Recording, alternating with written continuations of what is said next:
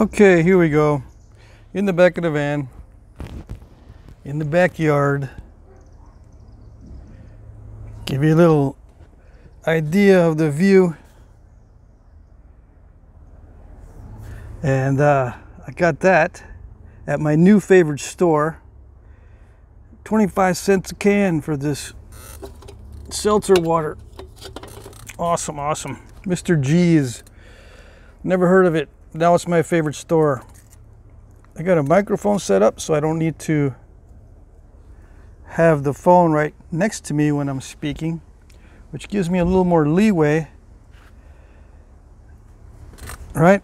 The volume should be constant. All right, so what am I going to do today? Well, I just sat down, put the camera in front of me.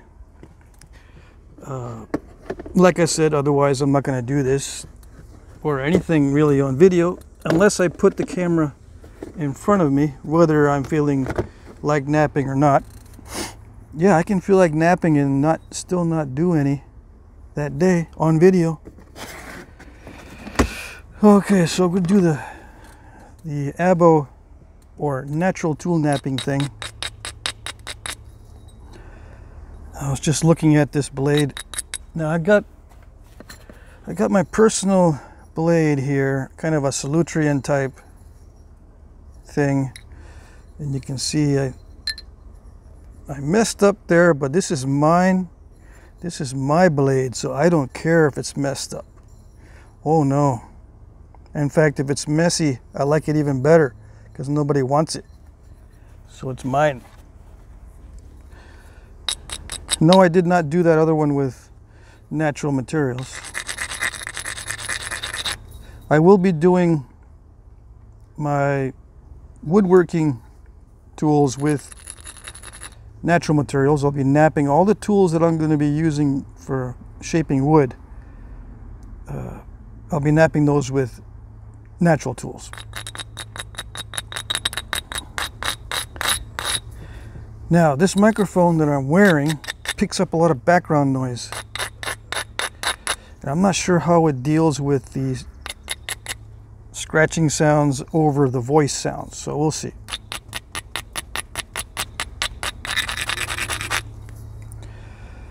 Yes, I'm grinding the edges and I'm going to be using antler because I need to remove large, thick flakes. Yes, yes. If I don't reinforce the edge with a lot of grinding, it crushes. Some of you guys, you don't get any crushing apparently. Apparently crushing is not in your world. Well, for me, crushing is like half of what I do, unless I prepare the platforms extremely strongly. Right? Yes. Okay, let's see. I don't know how this is going to work. Anyway, little box of hammer stones. Now, if I were to carry something out in the field with me, I would just carry one hammer stone. But since I got to do videos on this topic, I have a bunch of those. Yeah, I make fun of the guys that have a big, huge, gigantic natural tool toolbox. And here I am, got a bunch of tools, bunch of hammer stones. But you only need one, really.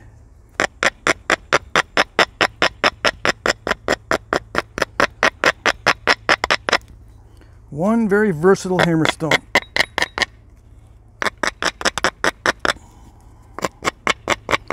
One flaker for indirect percussion, one flaker for pressure. Maybe a grinding stone for a braiding. A little mallet. And a little pad for your hand. That's about it. Maybe a billet or two. for freehand. All right, so I still want to work on the handle a little bit first because it gives me an idea how this stuff reacts. It reacts pretty good as long as I got a good ground area there and a good ground area on the biface. I can take extremely hard hits and remove lots of material without shocking the piece too much. Can I do that with a really sharp platform? No. I've got to grind it at least a little bit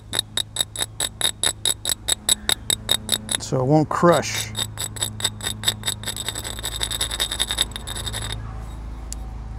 Was that luck? Oh yes. But you try to reduce the amount of luck by controlling the initial conditions as much as possible.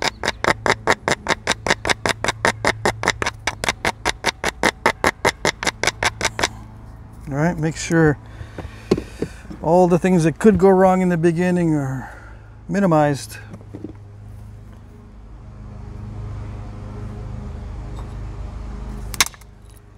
And then don't distract yourself with other things. Like, don't be shooting a video while you're trying to do your natural tool work. Anyway, so that's what I'll be doing. I'll just be thinning this down. Why did I show this in the beginning? Because, you know, this is like the thinnest I would want to go. Absolute thinnest. This is not realistic for tools that I want to use. I got this for myself. I mean, I have this for myself for cutting meat with no bone and just slicing meat so it can be dried out. I don't dry meat. I'm just saying this is what I would use it for. I'd be using it for slicing something that will not be messing with the sharpness of the edge very much, because it's already pretty narrow. I don't want to lose too much of the edge every time I do some butchering. I want to lose a minimum amount, if any.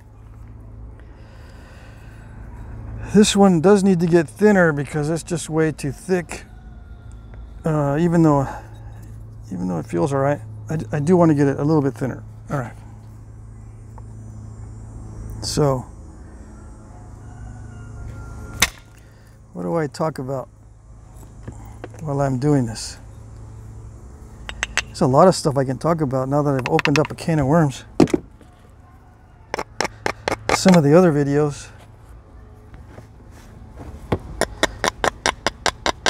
I should explain what I mean by seeing with your ears and hearing with your eyes. People don't understand that unless I explain it like you're 5 years old. Yeah. Yep.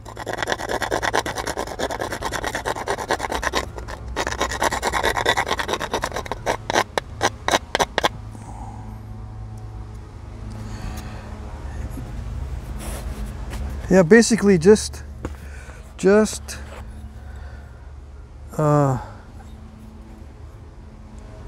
listen regardless of what you're seeing.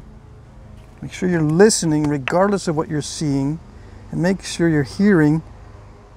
Make sure you're seeing regardless of what you're listening to. You know, that's how people create illusions. Yeah, illusions. They distract you.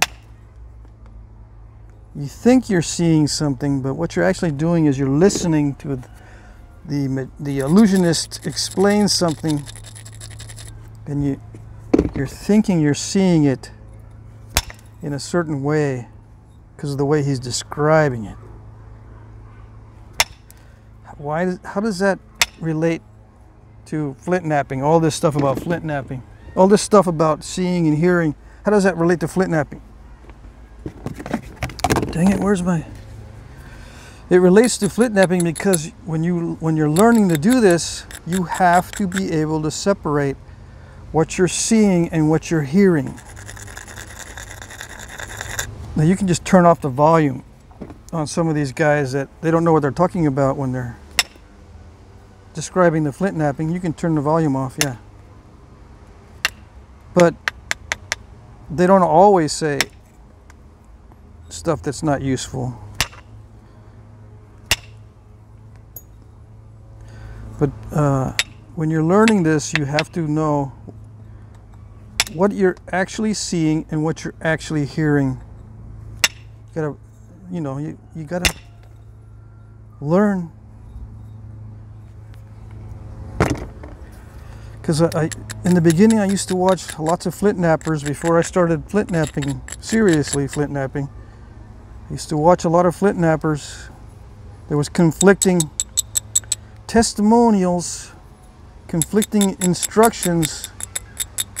Why was one guy saying one thing and another guy saying another thing, and they were doing the exact same thing? I had to train myself to actually pay attention to my eyes and not necessarily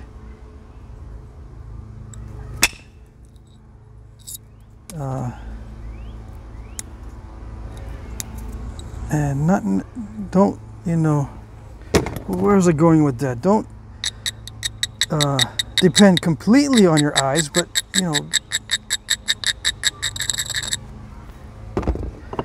get to know the difference. All right.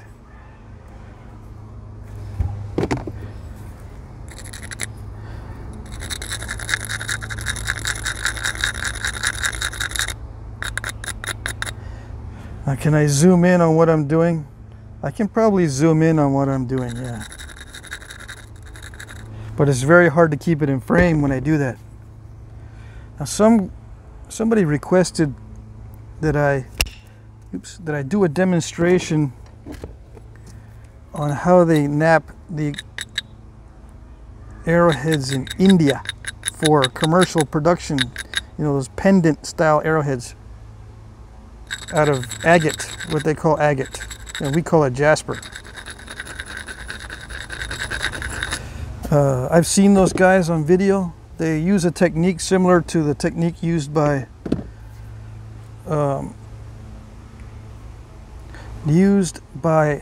Flint.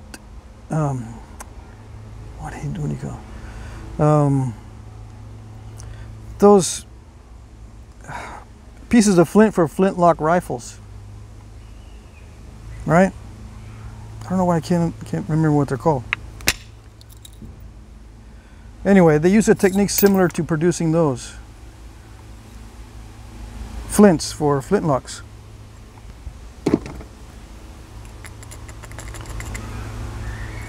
Yeah, so am I going to demonstrate that? I said I would. So that means now I gotta do that. Now, I had to practice up because what they use is an anvil and little hammers to knap the arrowheads. These guys that make a bunch, probably make 100 arrowheads a day or more using that.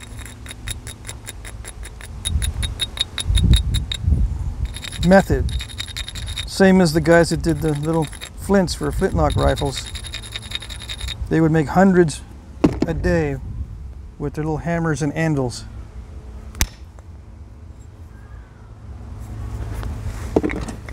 Right? Right. So yeah, I'll demonstrate that. And the reason why I agreed to it, because I normally don't agree to doing something that's going to be taking my time off camera, is because I'm going to be using an anvil, big anvil, for some of my natural tool knapping coming up.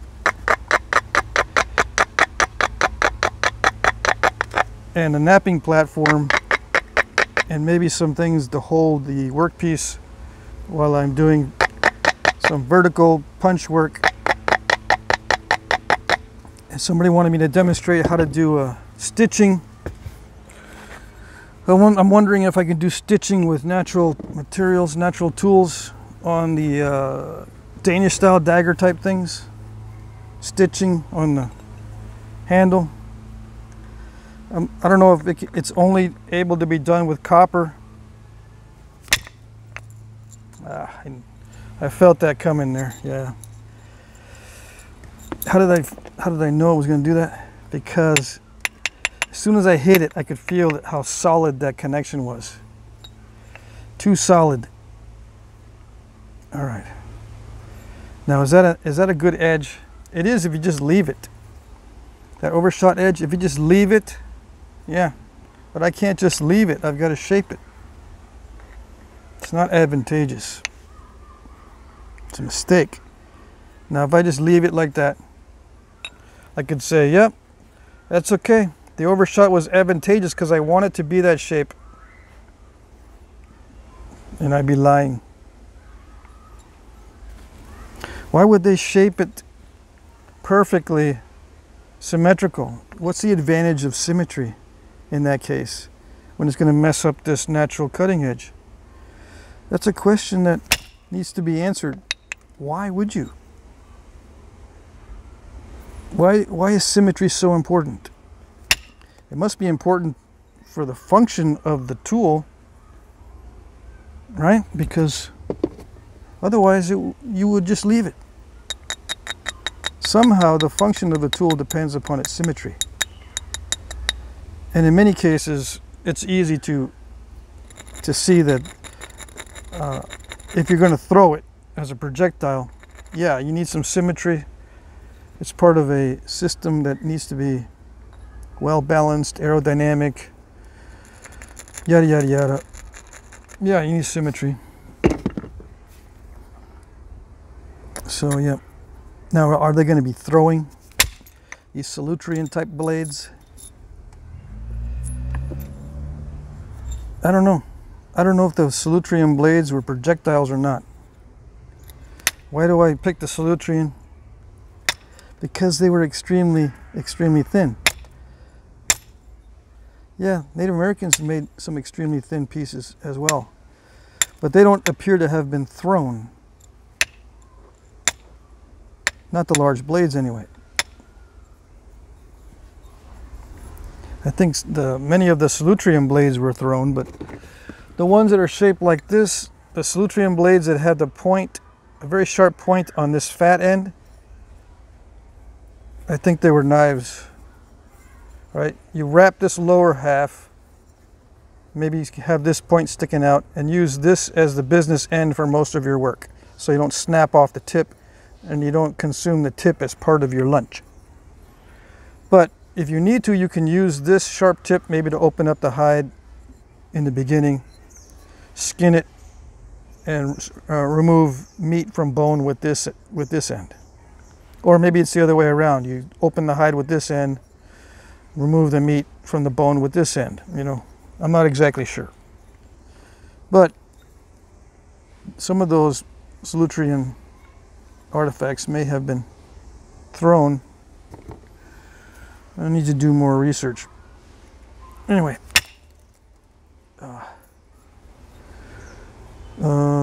what did I do? I just took an opportunity. Anyway, where was I? Yeah, make sure you're watching with your eyes and listening with your ears to get the most out of instructions on something difficult like flint knapping.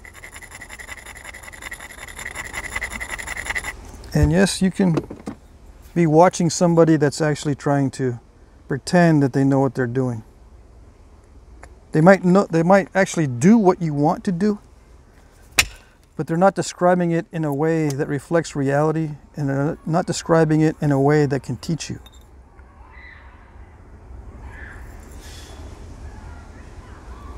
So in order to avoid wasting your time, you can still watch guys like that as long as you are trusting your senses correctly. Okay, that's enough of that. I hope that was explaining it to you like you're 5. Maybe not. Ah, man, you're all over the place, man. You get distracted and talk about all kinds of stuff. Yeah. That's because I'm trying not to think too much about what I'm talking about, and I'm not trying to think too much about what I'm napping.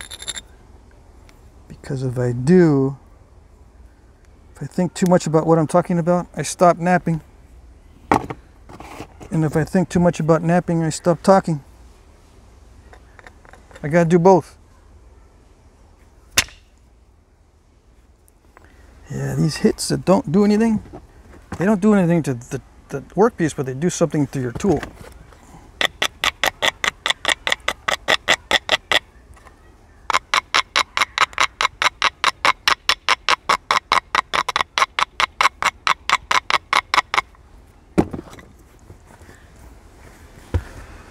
Do you notice a pattern here? You notice a little pattern developing?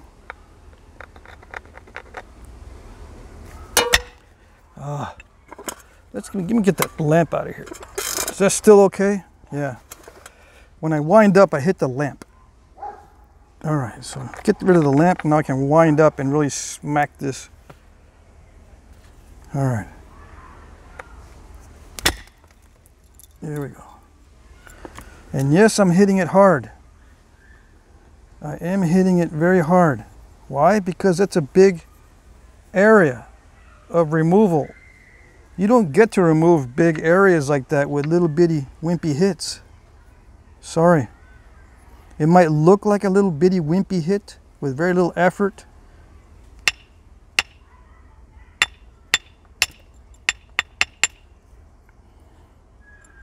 And the Flintknapper might say, yep, not too much effort there.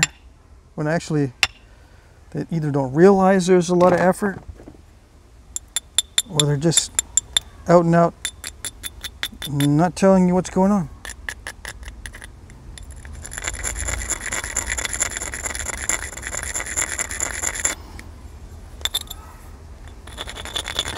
Yeah, I mean, I don't want to hit hard because it'll break it.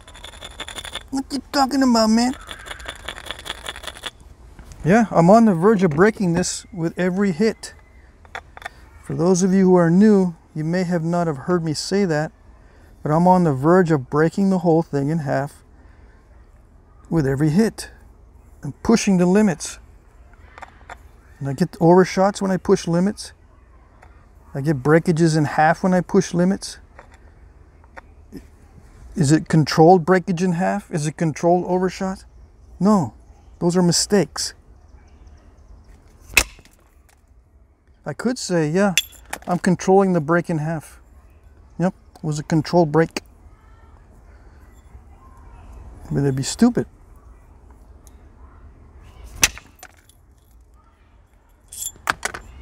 Yeah.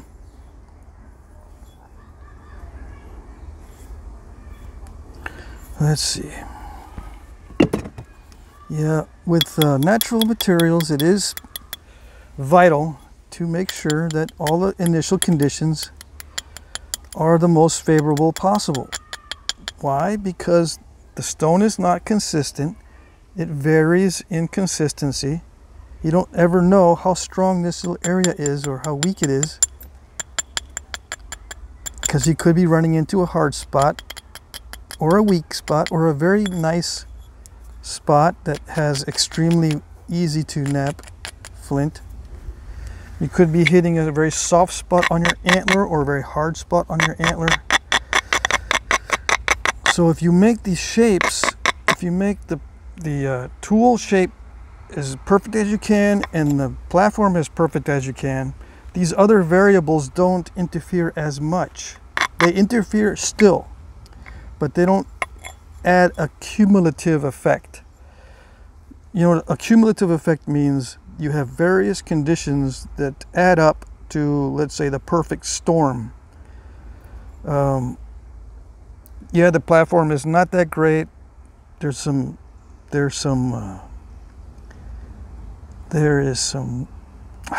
disadvantage. There's a disadvantage in a platform that's not perfect. There's a disadvantage in the material not being perfect. There's a disadvantage in the tool not being perfect. There's a disadvantage in the tool consistency not being perfect.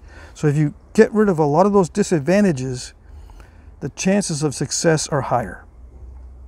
There's other things that are going to interfere. Like when I was hitting the lamp, if you're cramped, that's a disadvantage. Get rid of the crampedness. If you've got something in your eye, rubbing your eye, that's a disadvantage. Make sure your eyesight is clear. If you can't see, if there's not enough light, that's a disadvantage. Get rid of that. All these things can add up. So if you have inconsistent material, bad platforms, bad tool contour, inconsistent tool, cramped area, bad eyesight, no light or low light conditions, all those can add up to failure easily. So you reduce the amount of bad conditions. The initial conditions, or the starting conditions of every strike, need to be as advantageous as possible, or at least without too many disadvantages. Okay.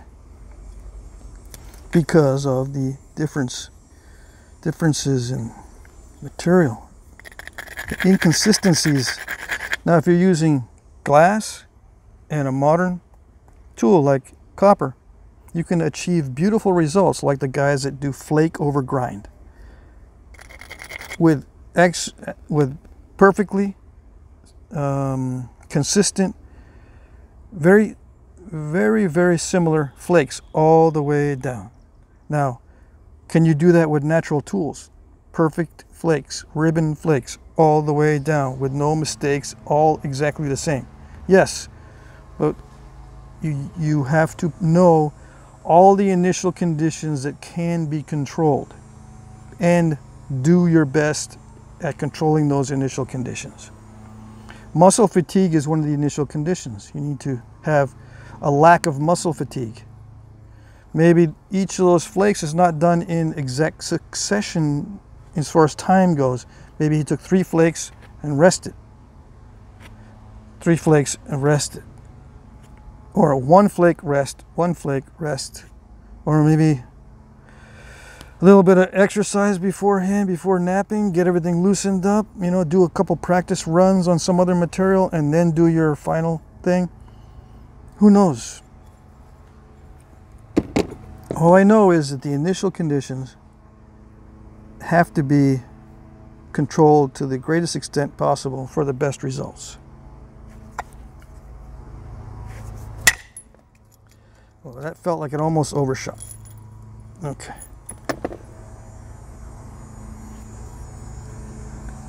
So,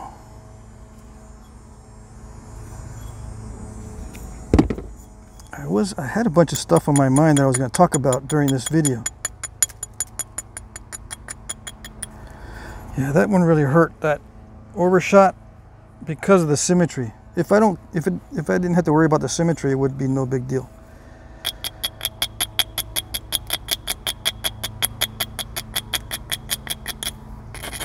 And we'll explore why there is symmetry in these points. It can't be just because of looks. It has to be some other reason.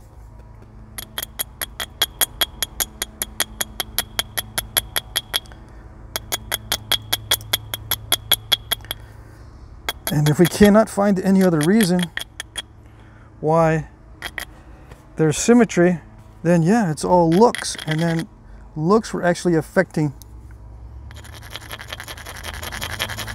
the technology. Maybe it was handicapping the technology because of the way that everyone was insisting on how they looked. I mean, it is possible that they could have been hurting themselves because they wanted something that looked cool or aesthetically pleasing. Like maybe could have been giving themselves a disadvantage there, but they didn't care.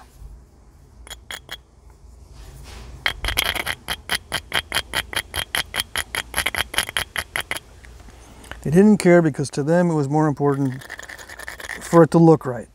It's possible. All right. Let's see.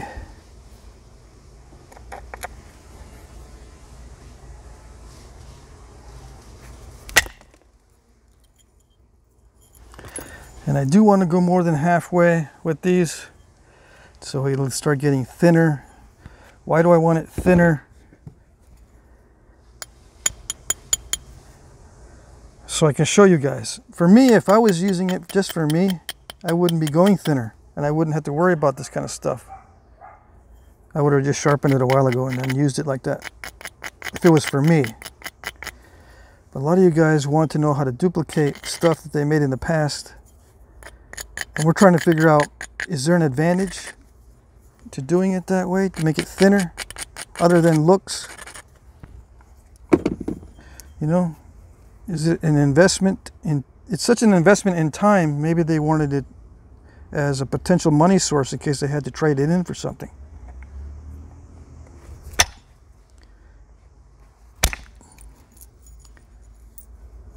You know what I mean?